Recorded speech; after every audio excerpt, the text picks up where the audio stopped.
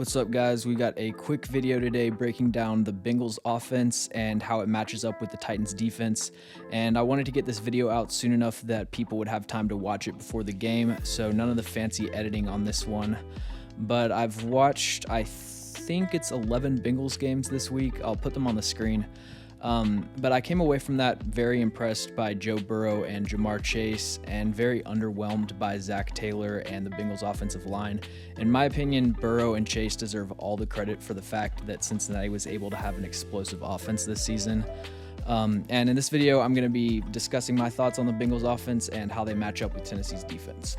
I'm going to start with the run game, and these are some different run concepts, how often the Bengals run them, and where that ranks league-wide. So you can see that they major in toss plays, outside zone, and duo. And if we compare that to the Titans, the frequency breakdown is about as close as you can get. He copied my whole flow! Word for word, bar for bar! Last year, they ran a ton of inside zone and barely ran outside zone at all. And this season, that's pretty much flipped. But the problem for Cincinnati is that they aren't really good at running either of those concepts. They ranked 22nd in EPA per attempt, 23rd in success rate, 25th in yards per attempt, but 7th in yards after contact per attempt. So Joe Mixon, who's a really good running back, is pretty much the only thing keeping them from being a historically bad rushing offense. And the first reason for that is that their offensive line is just not good at all. Outside of Jonah Williams at left tackle, who's really solid, they just don't get very much push, and they don't do a good job of sustaining blocks. I especially noticed Trey Hopkins and Hakeem Adeniji getting beat pretty often. But Quentin Spain is actually having a pretty solid year for them, so I guess it's like a revenge game for him.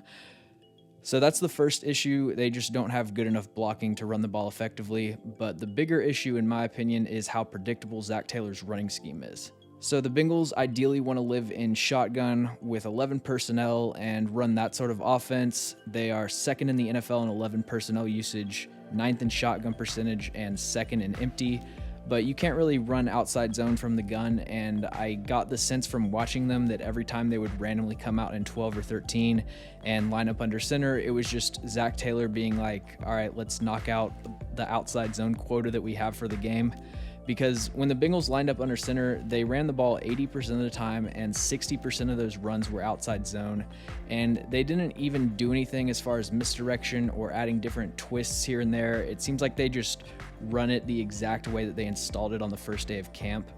And I was actually getting kind of annoyed watching this, which is weird because I'm supposed to be rooting against them. But yeah, they only use jet motion on 10% of outside zone runs. Overall, it's a perfect combination of unimaginative play design and bad execution. So I don't expect the Titans, who have one of the best run defenses in the NFL, to struggle much in that aspect of the game. The Bengals' passing offense, though, is way scarier, and that's despite suffering from a lot of the same play design and play calling issues as the running game. But the difference is that they have elite personnel that can make up for that. The passing game, at least the part that exists in the playbook, pretty much exists within 20 yards of the line of scrimmage. Even though Joe Burrow was 7th in average depth of target, there weren't a lot of design deep shots, although I did really like this double move off of Y cross that got CJ Uzomah a touchdown. But in general, Cincinnati runs a lot of quick game, a lot of, spacing, Omaha, stick, pretty much all the standard stuff that everybody runs. And a lot of Joe Burrow's biggest plays down the field came off of broken plays or just ISO routes down the sideline. There wasn't a ton of stuff really being drawn up. And then Jamar Chase was also able to create a ton after the catch. So to me, the Bengals passing game feels less like a scheme or a philosophy and more of just a collection of plays that never really build off of something or lead up to anything.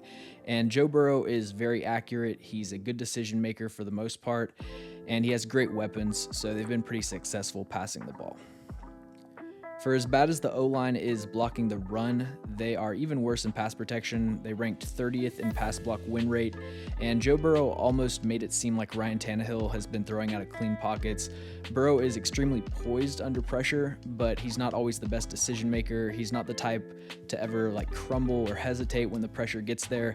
He's really crafty with his pocket movement, and he's always looking to extend plays and find someone open down the field. But when he's in the process of that, he does make some dumb decisions.